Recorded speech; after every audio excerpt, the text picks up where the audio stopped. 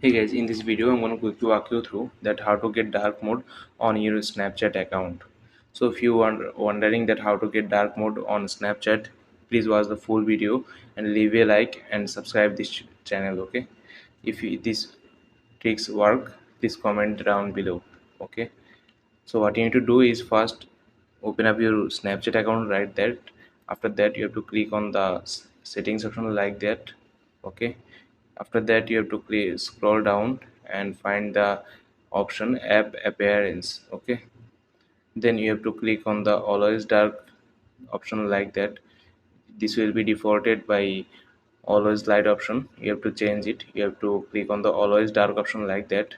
Then here you can see dark mode settings updated. Okay, you can see here is the restart option like that.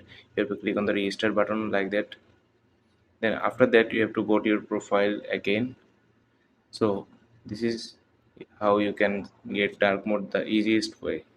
So this is how you can see I get the dark mode on my Snapchat account.